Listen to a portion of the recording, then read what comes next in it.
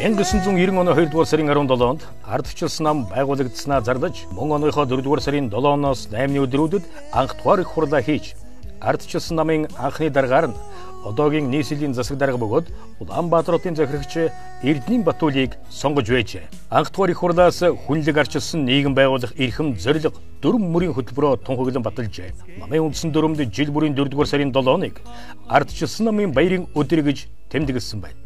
Тиймээс энэ өдөр бол Монгол оронд эрх чөлөөний шин цагийн өрн хаврыг авчирсан ардчилсан намын баярын өдөр юм аа. 1989 он 1990 оны ардчилсан төлөөх тэмцлийн үр дүнд Монголын ардчилсан намыг үүсгэн байгуулснаар Монгол улсад анх удаа олон нам өрсөлдсөн чөлөөт сонгуул явуулах, шинэ үндсэн хуулиа батлах, эрх чөлөөт шин цаг ардчилсан хаврыг инхүү авчирсан юм аа. 26 жилийн өмнө нийслэл хотноо хотын төвд байд хүнлэг ардчилсан нийгмийн үндсийг тарж ургуулсан, эрх чөлөөт шин цагийн эхлэлийг тавьсан ардчилсан хаврыг тэмдэглэж байсан түүх бий. 26 жилийн дараах энэ өдөр нийслэл хотноо ардчилсан хаврыг Улаанбаатарын хавар нэртэйгээр тэмдэглэхээр нийслэлийн ардчилсан нам шийдвэрлсэн байна. Хүний эрх чөлөөд эдэлсэн олон намын тогтолцоотой хэвлэлийн эрх чөлөөтэй ийм цаг үеийг бид нар бол 4 сарын 7-8-нд бол авчирсан юм байна. Ер нь монголчууд бол нэг цагаан сарын дараа хавартаа зологдог. Хаврыг бол ирж яваа цаг гэдэг. Тэр утгаараа энэ Арц намын хурлын 4 сарын 7-8-нд болсон энэ үйл явдал бол Монголын улс төрийн ирж яваа цаг байсан юм. Тэр утгаараа бид нар одоо Арц намын баярыг Улаанбаатарын хавар гэж ингэж нэрлэж тэмдэглэж байгаа юм. Ардчлал ялснаас хойш 22 жилийн дараа нийслэлчүүд ардчилсан намаар өдөр дуулахар сонголтоо хийлээ. 2012 оны нийслэлийн иргэдийн төлөөлөгчдийн хурлын сонгуульд нийслэлийн ардчилсан намын 5 хөтөлбөр дэвшүүлэн оролцож, хотод анх удаа олон хуулж засаглах эрхийг иргэдээс авсан юм. 70 гаруй жил нэг намын удирдлагаар явсан нийслэлчүүд хотоо шинчлэн өөрчилж, ажил хийх боломжийг ардчилсан намд өгсөн нь зөв байсан гэдгийг батлагт нүдэнд харагдах өөрчлөлт бүтээн байгуулалт их байна.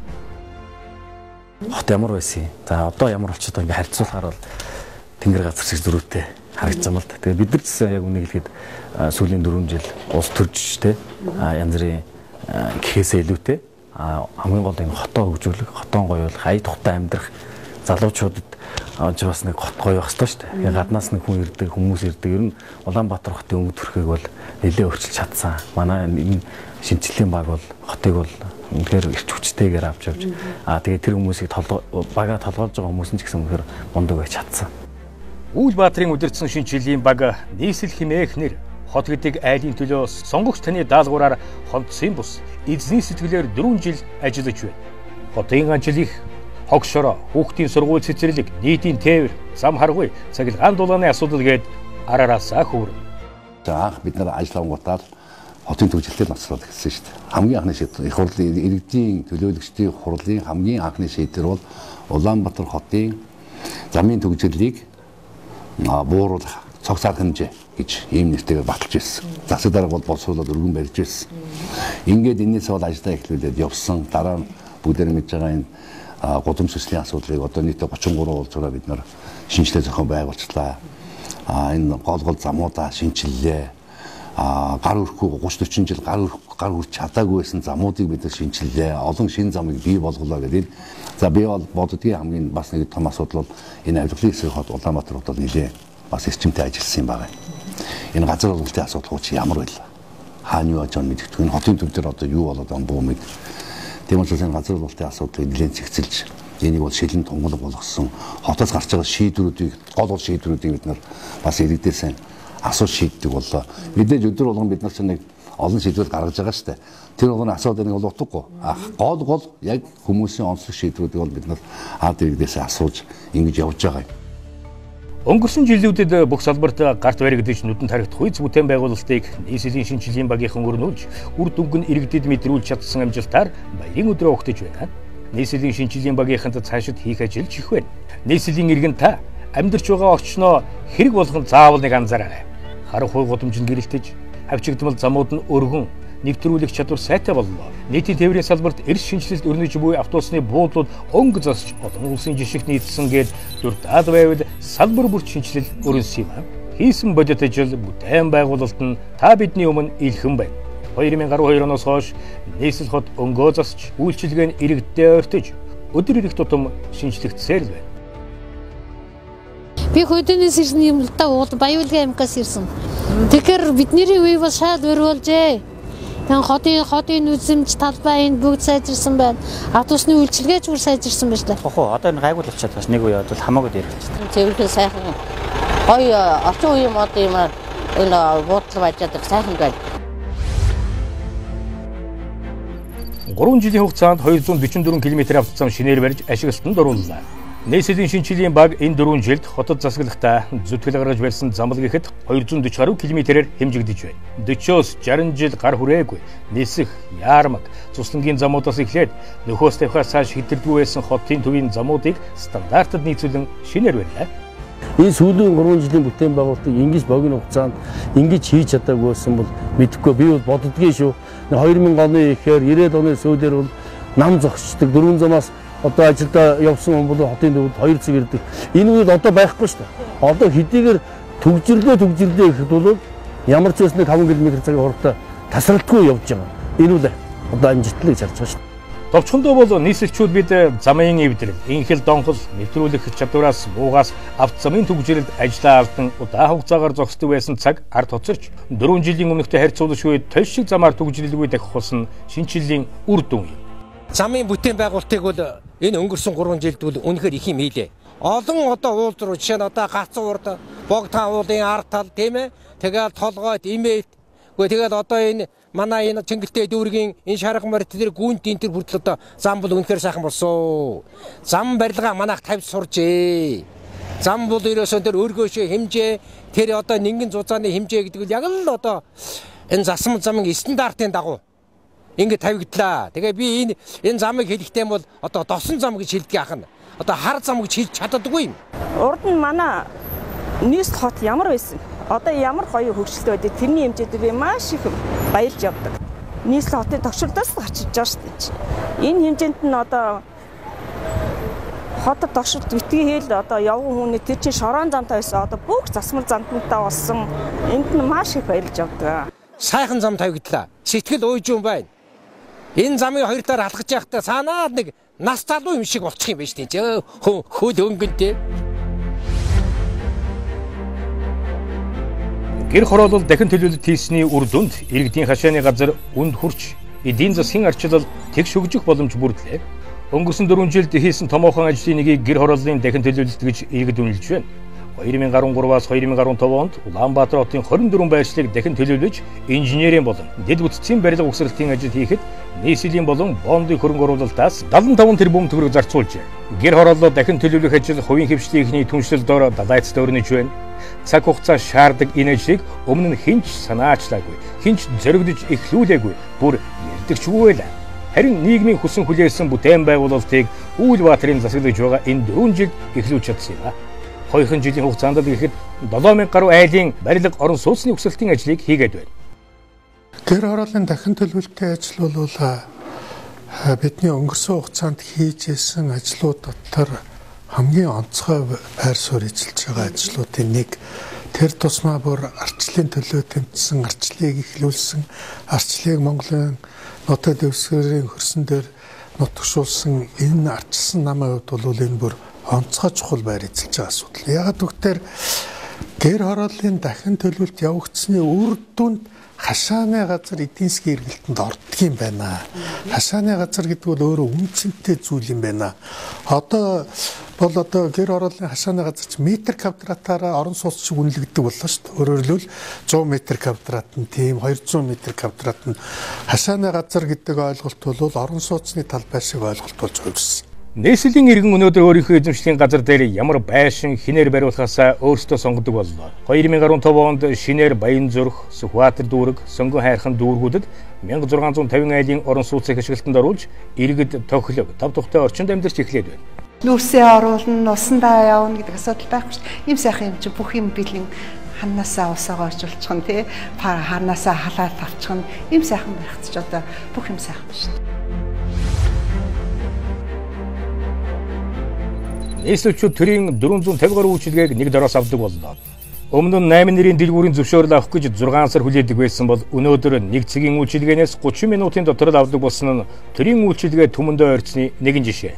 Байгуулагдаад 3 сар болж байгаа шүү дээ. 3 сар хүрч нэг үе. Одоо 3 сар 2 сар асуулж шүү дээ. Ийм олон хүн үйлчилгээ авч байна. Энэ хүмүүс бол хуучин манай нэг аль нэг албан тушаалтан дээр очоод за тэгээд 2-3 сар хүлээн. За муугаар ярих юм бол бас гарт нь юм атгуулах жишээтэй. Өөрөөр энэ бүх юм бол ширээн доогуур явдаг гэсэн үйлчилгээ. Энэ ширээн дээр байдаг үйлчлэг бид ширээн дээр ил гаргаад тавьчих чинь. Цаг хугацаа шаарддаг. Болно гэвэл болно, болохгүй гэвэл яагаад болохгүй. Ингээд дор дорн шийдээд ингээд явдаг бол энэ дээр аюул тум ахиц гаргасан ийм үйл явдал болсон. Энийг бид цаашаас дөрүүд нь бий болгож өргөжүүлэх юм бодолтой. Би бас энэ данхудаага ирж өмчлүүлж байна. Тэгээд ер нь ингээд харахад аюул бүр их ойр дөхөм аюул бүр сайхан үйлчлэг болсон байна. Би гайхаад нодлон би энд орж ирж ил байсан. Тэгэхэд ийм байгаагүй. Би бүр орж ирээд товцоо өлгүүлээд тэр хүлээ авахт нь яасан эхлээд ийм болцсон юм уу гэд. Би нэг залуу үеэр хоёулаа тэгээсэн. Үнэхээр нэг дор ийм байвал чин очролж одоо шахацалдаж гэх юм алга. Би л газрын бичиг авахаас толсны бичиг тэгэл удахгүй урд нь бол авч лээсэн. Нэлээд бас чирэгдэлтэйсэн. Энд бол ямар ч хэрэглээ. Нийслэлийн хороо бүрт 50-аас 200 сая төгрөгийн зээл олгодог боллоо. Нийслэлийн 152 хороогоор дамжуулан бичил бизнесийн зээл олгох хөтөлбөрийг нийслэлийн иргэдийн төлөөлөгчдийн хурал баталж уг хөтөлбөр эзэдтэй хүрсэн бодит ажил болжээ. 15.2 тэрбум төгрөгийг нийслэлийн хороод хуваарлахтаа зээлийн нөхцөлийг аль болох хэлбэрчилж хүү баг барьцаа хөрөг шаардахгүй болгосноор 1600 орчим иргэнийг ажил орлоготой болгосон шинжилгээг ардчилсан намын баярын энэ өдрөө онцлоё. Улаанбаатарын түүхэнд байгаагүй нэг юм арга хэмжээ хийш. Тэрний үхээр зэрэг бичил зээлийг хороо бүр дээр 100 сая төгрөгийн бичил зээлийн их усраа авчиж тавьсан. Хороо бүр дээр 15.2 тэрбум. Одоо зарим нэг эхэлсэн хороодын одоо хоримтол бол 200 сая 300 сая хүрч ийн гинэ. Нөгөө 100-аа эргэлдүүлээд.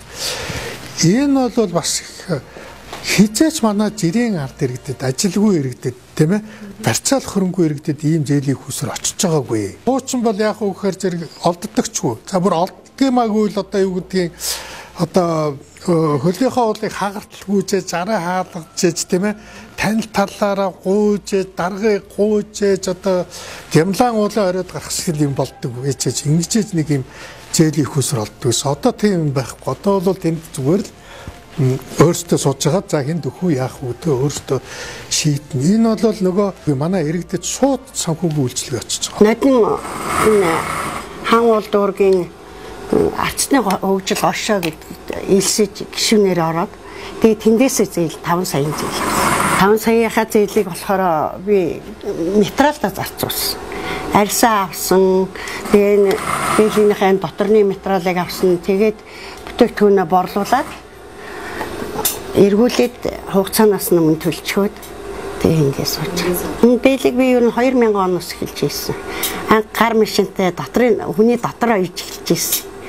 Тэгээ одоо ингээд өөрөө бэлэн бүтээгдэхүүн гаргаад сууж байна да. 60 гаруй гишүүдээс маань давхарцсан тоогоор 10 гишүүд нь бол дахин давтан зээлэндээ хамрагдаад байгаа. Ойдл хийдэг айл маань гэхэд өөрийнхөө ажил үйлчлэгийг өргөжүүлээд жижигхэн зүгээр л захиалгат үйлчлэг байсан бол компани ажил хувцас захиалгын ажил үйлчлэгээ хийдэг болж өргөжсөн байна. Гэх мэтлэнгээр мөн өөрсдийнхөө тоног төхөөрөмж олох унаа тэргийг одоо бараа бүтээгдэхүүний тээвэрлэдэг түрээсийн унааг өөрчилж солисон гэх мэт.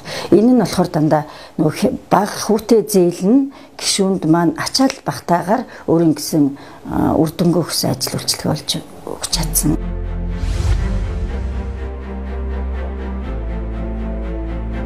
Нийтийн тээвэр иргэдийг ачдаг бус үйлчлдэг тогтолцоон шилжлээ. Нийтийн тээврийг л харъя. Өмнө нь ямар байлаа? Өнөөдөр ямар дэвшил гарч байна? Нийтийн тээврийн 60 жилд өөрчлөгдөөгүй чиглэлүүдийг шинжилснээр хотын захын хорооллын чиглэлийн давхардлуудыг арилгаж чадсан байна. Тусны компаниуд шугамн дээрээс орлого хөөцөлтийг болиулах хэрэгтэй болохгүй юу? Тэгэхээр зэрэг орлогын иргэдээс шууд смарт картаар дамжуулт төвлөрүүлж аваад буцаагаад хуваарлдаг болгочихгүй. Тэгээд та нар яг цагаараа л яв. Тийм ээ? Яг л шугамн дээлж ирээ юу гэдэг. Ингээд одоо бол иргэд за дээрэс нь халаасны хулгай мулгай гэдэг одоо орцоо он ч гэсэн бөөн асуудал байлаа шүү дээ. Тийм шүү дээ. Орох гэж чигцэлд нь орцоо оноо бөөн асуудал байсан. Одоо бол тэгэл карта үзүүлээд зарим одоо хүмүүс бол цүнхэж хонголохгүй шүү дээ. Тийм ээ зүгээр карта үзүүлээд гараад явчихаа. Нийтийн тээврээр үйлчлүүлдэг, байнга үйлчлүүлдэг иргэд бол маш баяртай байна. Автобусны хаалгаар оронгуудад урдаас авирлах кондукторын харилцаа, махатсан мэт зорчигчдыг чигчгээд галзуу хулган мэт давтдаг байсан автобусны үйлчилгээнд эрс шинжилгээ гарсан. Энэ салбар төрийн цахим хэлбэр шилжснээр иргэд бэлэн мөнгөөр бос олон улсын жишгийн дагуу ухаалаг картаар зогсож байна. Өнөөдрийн байдлаар нийслэлчүүдийн бараг 80% нь смарт картаар үйлчилж байгаа нь энэ ажлыг тэмцэний хамгийн том илрэл билээ. Би энэ өвөл харлаа л да одоо эцсийн буудал, долоон буудал бүх юм дээр харлаа. Хүмүүс хуучин болвол үгүй яг л энэ тооны автобус л явж байсан шүү дээ. Тэг чин зүгээр чигцэлтэй, пижигнээд, хэрэлдээд, уралцаад юм болдог гэсэн. Одоо бол яг л дэлхийн соёлтой хотууд шиг тийм ээ зүгээр урдуураа ороод хаагуур гарна. Ямар чигцэлтэй юм байхгүй, ямар ч юм байхгүй шүү дээ. Өөрөөр хэлбэл зохион байгуулалтын л асуудал байсан байна. Тийм утгаараа энэ бол үнэхээр сайн. Өвлбаатарын удирдсан нийслэлийн шинжилгээний баг яг үнэндээ хотын хөгжлийг үсрэнгүй өөрчилж чадсан амжилт нь та бидний зөв сонголтын үр дүн билээ. Цаашид ч их ажил хүлээж байна. Хийн болгоно гэсэн сэтгэл зүтгэл хийсэн бүтээсэн хөлс бүрийн цаана ийм л үр дүн гардгийг бид өдрөөс өдөр ирэх бүр өнгө нэмж байгаа нийслэлийнхэн өнгө төрхөөс харж байна. Тийм аа өнөөдөр нийслэлчүүд бол нийслэлийн удирдлага хуучин шигэ ил тад хөшгөний цаагуур газар олгодог, шийдвэр гаргадаг. Тэр хинж мэдгүй тийм байх үлийн зөвшөөрөхөй болчих. Тийм ээ. Гэх мэтлэнгийн өнөөдөр Монгол улаанбаатарчууд бол энэ хогоо ил тод хайдаг, хогтой ахын уурладаг. Иргэд бид нартай бол шаардлага тавьдаг. Гэх мэтлэнгийн яг сэтгэлийн үед бол бид нар аюул том өөрчлөгдсөн байна гэж энийг би бол хард юм аа. Нийслэлчүүд маань дүрм журм хууль дүрмийг баримтдаг болчих. Сэтгэлгээ өөрчлөгдсөн. Хүмүүс бол хамаагүй газар машина тавьдаг байсан. Одоо машины зогсоол ирээл явж байгаа. Хүмүүс улаан гэр дээр зүгээр юу ч бадаггүй шиг алхаад явдаг гэсэн одоо ногоон гэр хүлээдэг болчихсон.